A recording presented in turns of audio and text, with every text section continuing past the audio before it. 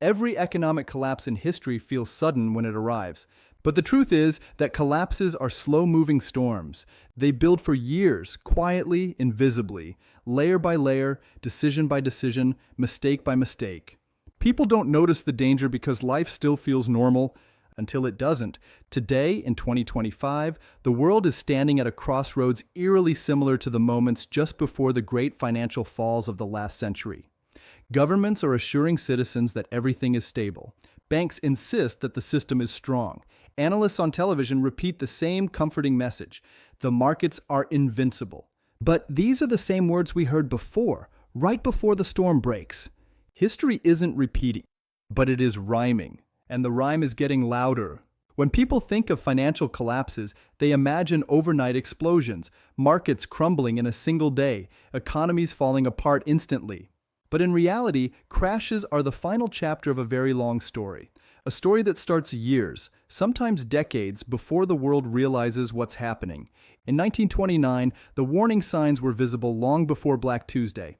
Endless speculation, unrealistic optimism, people believing the boom could never end. In 2008, the U.S. housing market had been cracking for years while financial institutions insisted everything was healthy. And today, we are living inside the same kind of illusion. The illusion that because things seem normal, they are safe. History teaches us a painful truth. People ignore danger when life feels comfortable.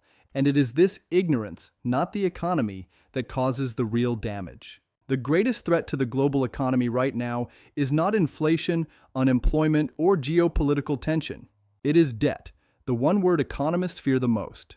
Global debt has crossed $320 trillion, a record high, and rising. This number is so large that it is impossible to fully comprehend. Governments cannot pay it back, corporations cannot pay it back, and millions of households are being crushed under the weight of their loans. But here's the real danger. For more than a decade, this enormous debt pile was manageable because interest rates were close to zero. Debt was cheap. Borrowing felt painless. People believed the era of low rates would last forever. But now, interest rates have surged. Suddenly, refinancing debt has become a nightmare. What used to cost a few billion now costs hundreds of billions. What used to be manageable is now becoming impossible. This combination, exploding debt and rising rates, is the same toxic mix that triggered recessions in 1982, 2000, and 2008. And in 2025, the world is standing on the edge of the same cliff. 1. Economic growth is collapsing.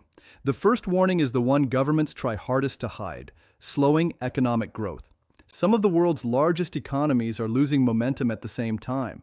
For example, Germany, Europe's industrial engine, is either stagnating or contracting. Japan's economy is showing signs of weakness, and China, once the world's unstoppable growth engine, is now facing its slowest expansion in decades. When the economic powerhouses of the world begin to stall simultaneously, that is not a coincidence. It is a signal that the global machine is breaking down. 2. Defaults are rising everywhere. The second warning sign is far more dangerous: rising defaults. Companies that thrived during the low interest rate era are now collapsing under the new cost of borrowing. Real estate developers, manufacturers, tech firms, industries that looked untouchable are now struggling to survive. In China, for example, property sales are projected to fall, defaults and refinancing issues are mounting. Defaults spread quietly at first. Then they grow. And once the chain reaction begins, it becomes nearly impossible to stop. We saw this in the early stages of the 2008 crisis, and today the same pattern is unfolding again. 3. Markets are overconfident. The third warning is ironically the one that looks like good news: record high stock markets. Stocks keep rising, reaching new peaks, even as global growth weakens and corporate earnings stagnate. This is the classic signature of a bubble. We saw it during the dot-com boom of 2000. We saw it before the 2008 crash. And today, the same dangerous mismatch, weak fundamentals, strong markets, is back. Crashes are not caused by big, dramatic events. They are caused by tiny sparks hitting an already dry forest.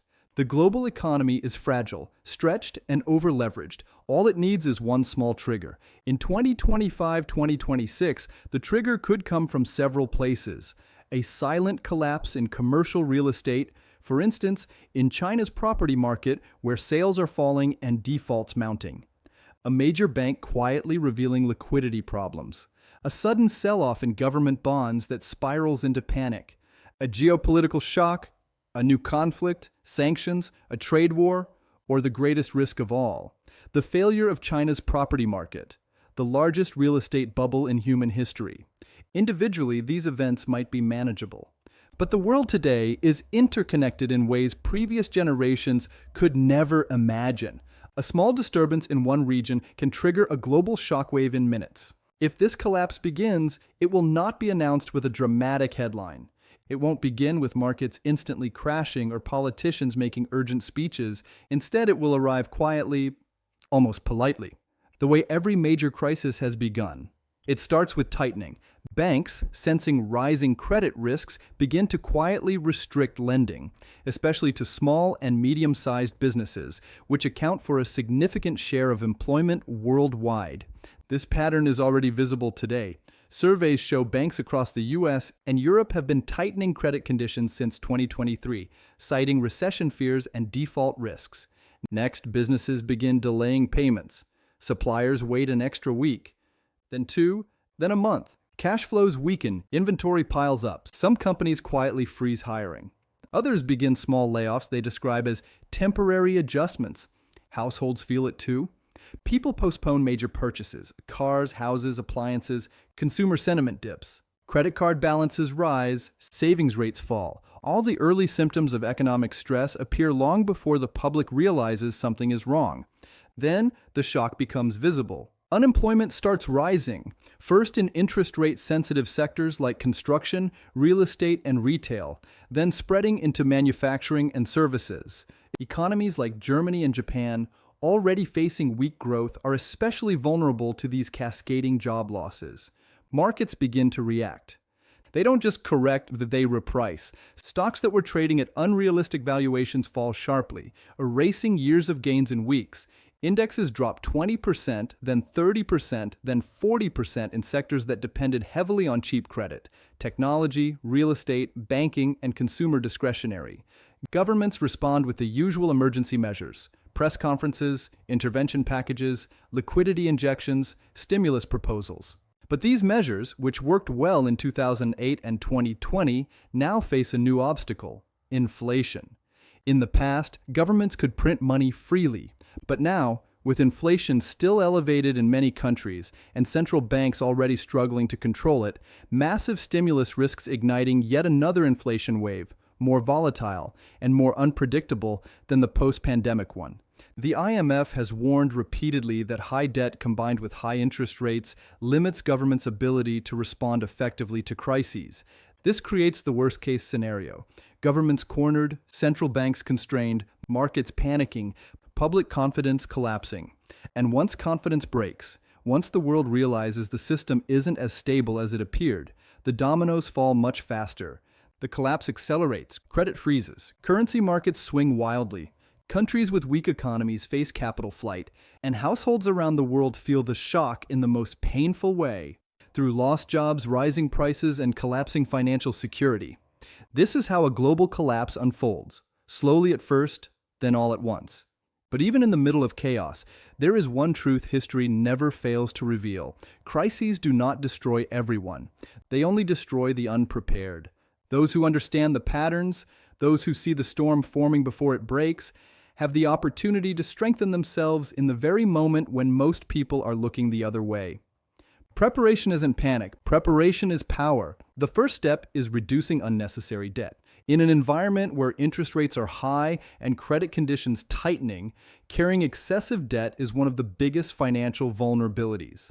The IMF warns that higher rates dramatically increase debt servicing pressure on households and businesses. Reducing liabilities can mean the difference between staying afloat and being swept away. The second step is strengthening income skills. Every recession in modern history, from 1982 to 2001 to 2008, has shown that people with adaptable, high-value skills not only survive downturns, but often rise to new levels of opportunity. When jobs disappear, those with rare, irreplaceable abilities or diversified income streams become the most resilient. The third step is building emergency reserves, not luxury, not excess, simply the financial oxygen needed to survive months of uncertainty. Even governments do this. Major economies maintain reserves to withstand shocks.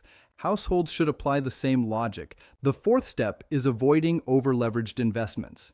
Whether it's real estate funded with high-interest loans or speculative stocks purchased on margin, leverage is the silent killer during crises. As defaults rise and asset prices fall, leverage positions collapse first, often wiping out years of gains in days. Finally, and most importantly, stay calm while others panic. Emotional decisions are the greatest destroyers of wealth during crises. People sell assets at the bottom. They rush into bad investments out of fear. They follow the crowd instead of thinking clearly.